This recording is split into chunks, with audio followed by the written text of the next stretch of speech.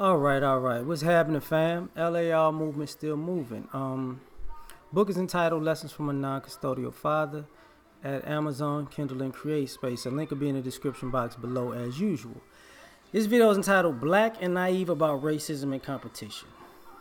I had to talk about this. So I'll start with racism.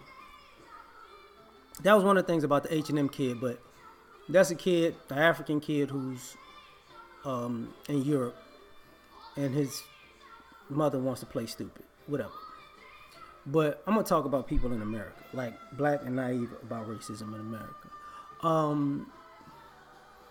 I think if you're black and you still believe in this kumbaya ideal of America, you're an idiot. You know, I don't know how many history books you know, and this is the crazy part about it. When you're black and naive about racism,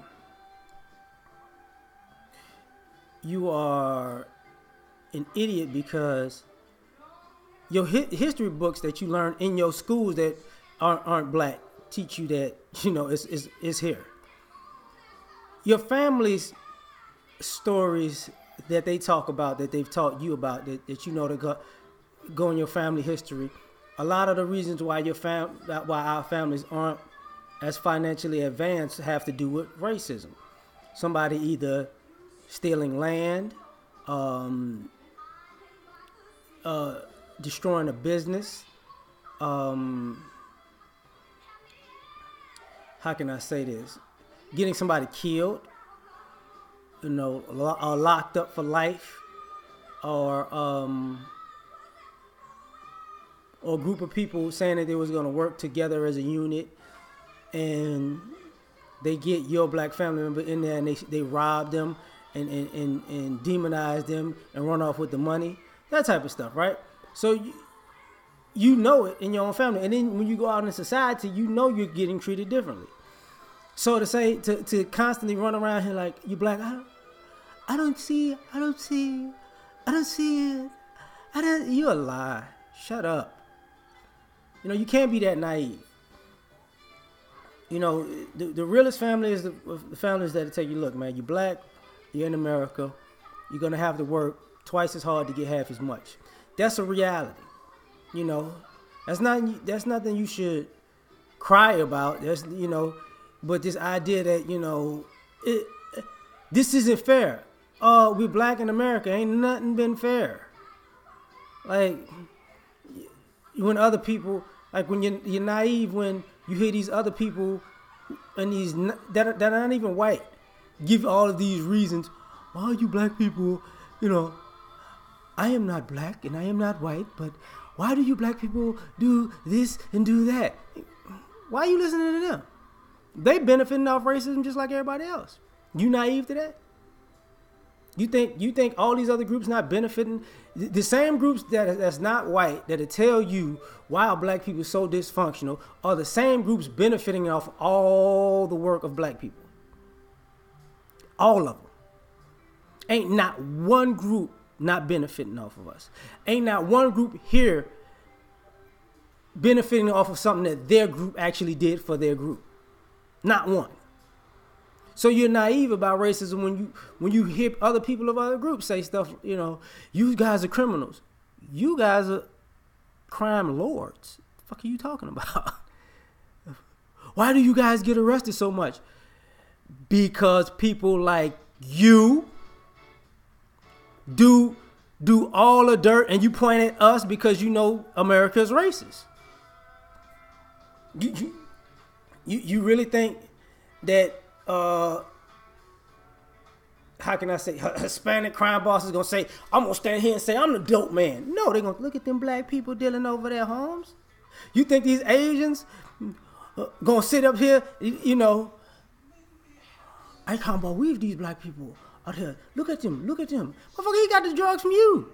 You think what are you talking about? You think these Middle Easterners? You black people are so bad. Look at what you do to the community. Bitch, we get them guns from you. You selling them to us. You selling the dope too. They go, officer. They all do the same shit. You know, But if you black and you believe that they your friend, you stupid. Like as a group, no. The first time somebody says to me, "Why black people this?" and they not black, I just look at them like, okay, yeah. So because I know you want to talk about how bad we are to make yourself feel good. So let's talk about how bad y'all are too. We're perfect. We're angels. Yeah, I'm not. Right. You need me to agree with your talking points so you can get away scot-free, right? But black people who, and there are things in those talking points that you can actually agree with that are actually true. Don't get it twisted. Like,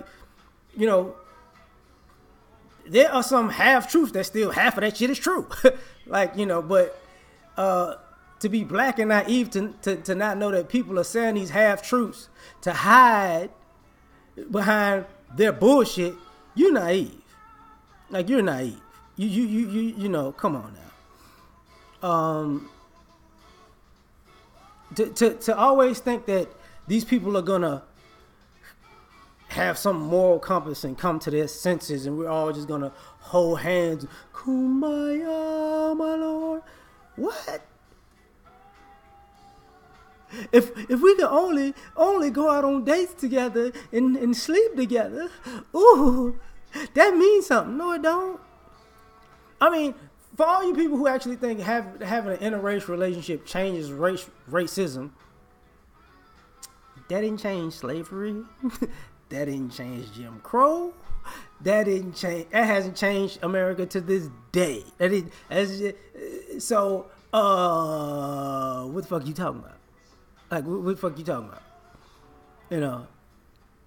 Because people was fucking the other races doing all that shit. All of it.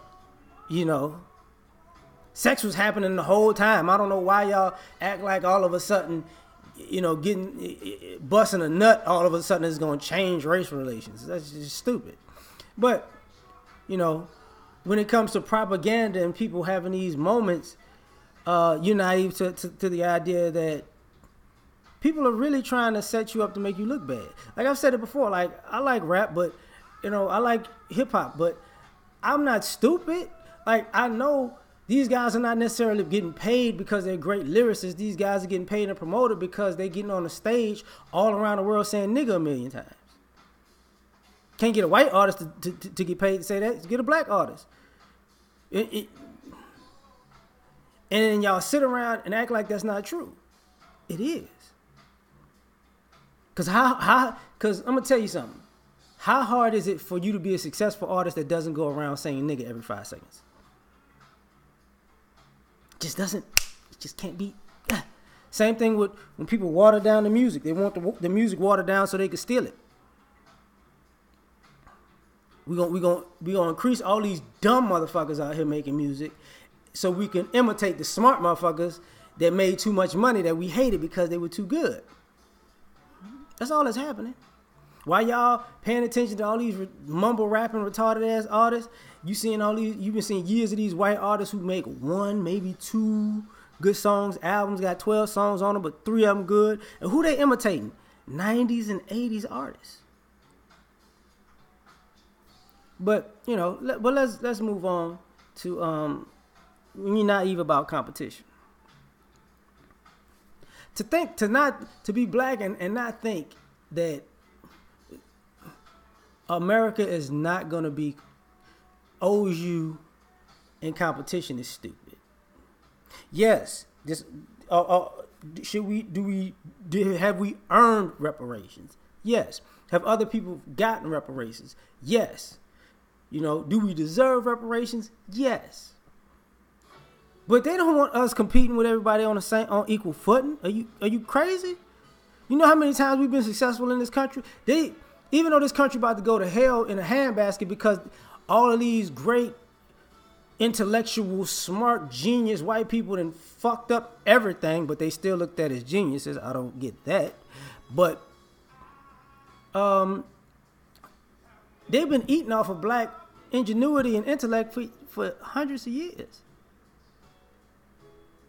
So part of eating is the idea that, you do all the work, I get all the credit. And this country is looked at it as a country where, you know, one of the major ways you compete is you sabotage other people. You don't beat them because you better than them. So all of us acting like we just gonna line up and all be, we all starting from scratch and we all gonna see who gets to the finish line first is ridiculous. If you think, oh, you know, you're gonna earn your way to the top, like people ain't earning their way to the top. People manipulating their way to the top. People are taking advantages and being opportunists to get to their way to the top. People are just wanting to get to a certain amount of money, even if they're not qualified, didn't earn it, don't, you know, as long as they can get in the room with rich people and those rich people say, well, you know, you're around us enough, we'll give you some money. So, and then to teach these kids to grow up as if all these other groups aren't fighting for a financial spot is ridiculous. You know, you want to teach these kids to be competitive when it comes to sports and entertainment, but not intellect? That's crazy. You're naive when you think, you know, that when you don't see as many engineers and doctors around that are black, that it's not going to affect you. And then you walk around here, where the black doctors? Million black nurses, black doctors, you know, million black car lovers, black engineers. You know what I'm saying? There's a lot of mechanics though, but not people who actually build cars or build engines and stuff like that. You know, and the competition starts where nobody has a real purpose, a dream, or direction. You know, and that's a problem. And we say, you know, we don't support each other. And I can get that to a degree. But the problem is we want people that we don't support to be uber successful. And but we'll support everybody else who's not in our group when they're not successful, you know. So that's a problem. Like,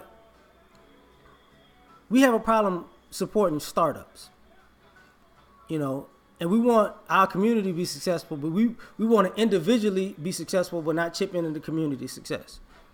And how the hell that's gonna work? That doesn't compete. That's why we can't catch up with groups, because we used to actually have a group mentality. You know, you want to watch Paid in Full and say everybody eats, but all y'all want to rob Ace. You know, that's crazy. But it's naive to have this idea that we don't have to compete. You know, because we're dealing with the effects of not being competitive. And yes, and the ideology that, you know, because we're going to deal with more adversity than everybody else, we should just pack it in because they don't have to deal with what we have to deal with. Yeah, I get that. But when is quitting an option? You ain't going to quit in your life. So why would you teach a community of kids to be quitters? Because it's just too hard. Everybody want to be the king, but don't nobody want the pressures of the throne? Like, really? You got to put in some work. You're going to have to deal with some adversity. And I would rather deal with, me personally, I would rather deal with adversity and come out on top than be given everything and not deal with adversity. Because the first time I get hit with a major blow, I'm a fold. You know what I'm saying? Like, we're just being too naive to think that, you know, we don't have to compete.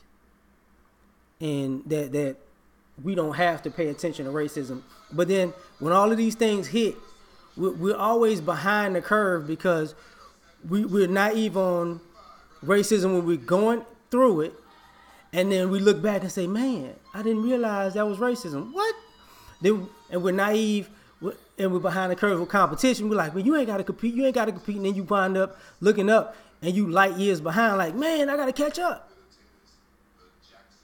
Stupid. That's stupid. You know. So, and that's part of the reason why a lot of people want to keep passing things on to the next generation. It's for the next generation to do, because guess what? They don't want to say they parted away their youth and intellect being naive to racism and being naive to competition, and now that they grown, they're not even going to pass down the information that they've got in their time living to the younger generation, because they want them to start with nothing like they felt like they started with nothing. And a lot of people didn't start with nothing. They just blew a whole lot. And we got to talk about that too. There are a lot of black people out here who didn't come from nothing. They blew a whole lot. We out.